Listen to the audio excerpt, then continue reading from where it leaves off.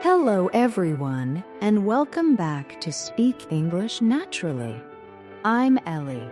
And I'm Jane. It's so lovely to have you all with us today. We are really excited for this episode. Yes, we are.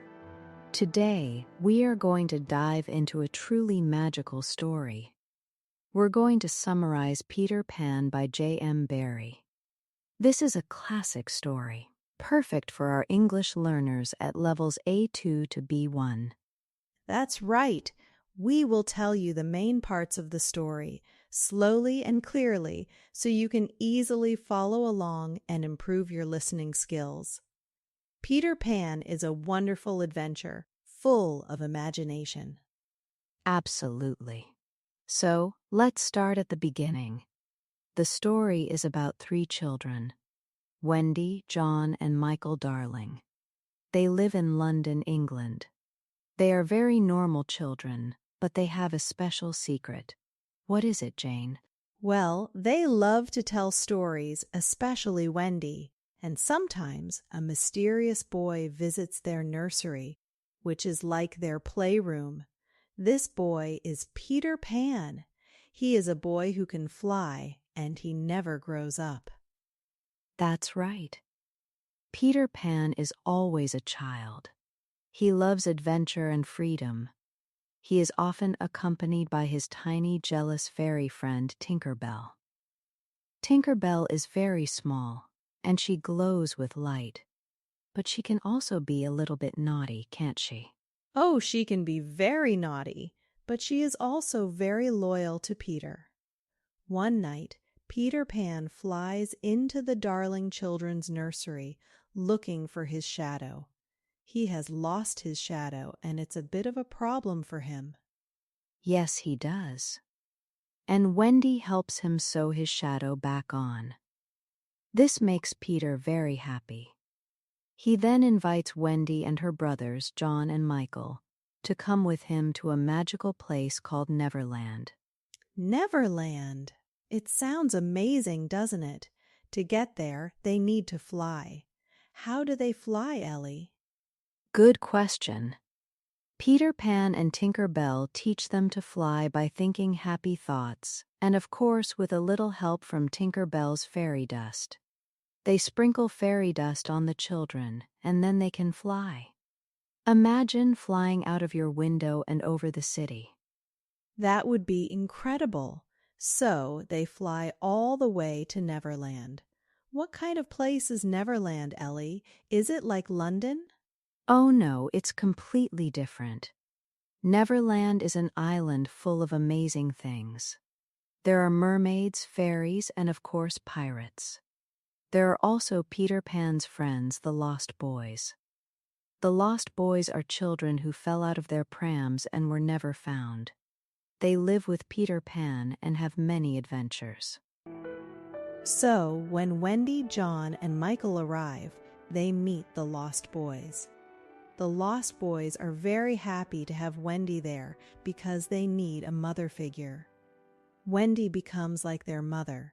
She tells them stories and takes care of them. Yes, she does. But Neverland is not always safe. There is a very dangerous villain there. Can you guess who it is, Jane? I think I know. It's Captain Hook, isn't it? He's the leader of the pirates, and he hates Peter Pan.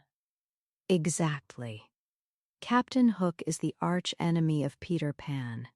He has a hook instead of a hand because Peter Pan cut off his hand a long time ago. And do you know what happened to his hand, Jane? Oh, yes. A crocodile ate it, and the crocodile liked the taste of Hook so much that it now follows his ship everywhere, hoping to eat the rest of him. The crocodile has a clock inside its stomach, so Hook can always hear tick-tock when it's near. It's a very famous part of the story. It is.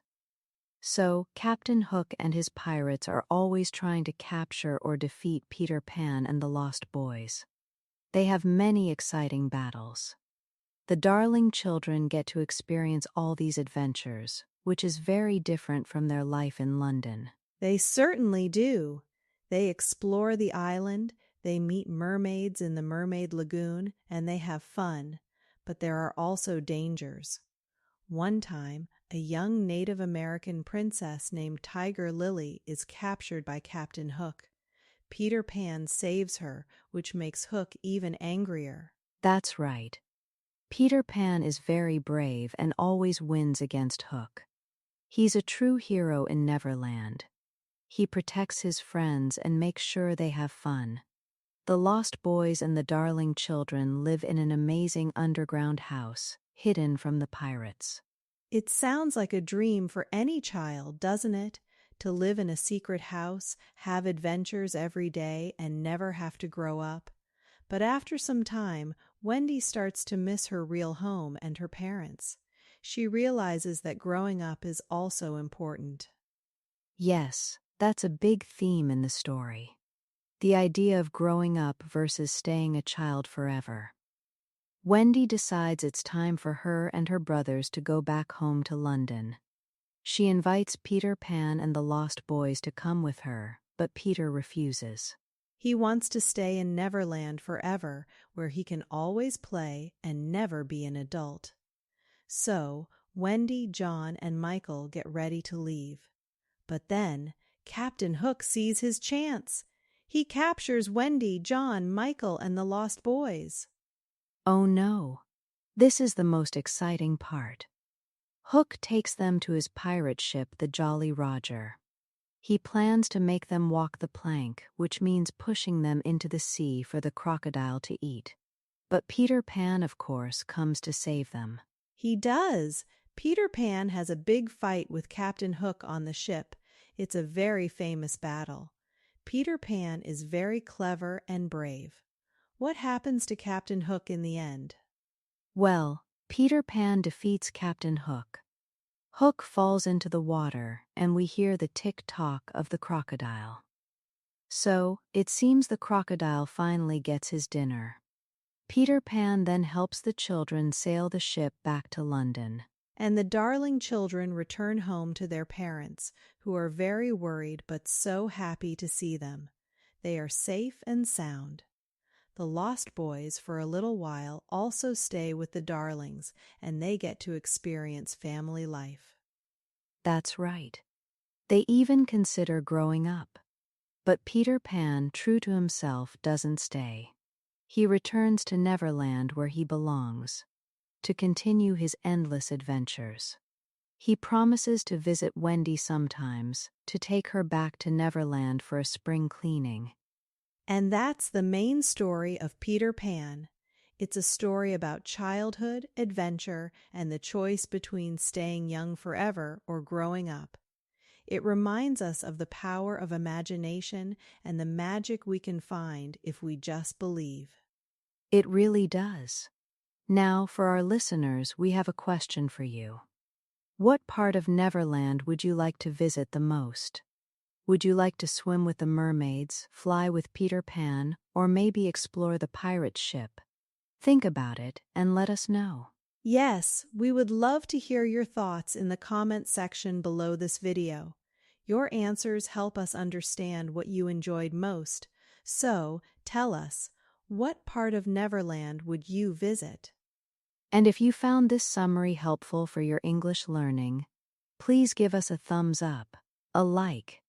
It really helps our channel grow and reach more English learners like you. Don't forget to subscribe to Speak English Naturally for more clear and natural English content, and hit that notification bell so you don't miss our next episode. Speaking of the next episode, we are very excited to announce our next book summary. We will be summarizing Alice's Adventures in Wonderland by Lewis Carroll. Another fantastic story full of imagination. Oh, that's a great one. We hope you join us for that. Thank you so much for listening today and learning English with us. We really appreciate your support. Yes, thank you for being here. Keep practicing your English, and remember to speak English naturally. We'll see you next time. Bye for now. Bye-bye.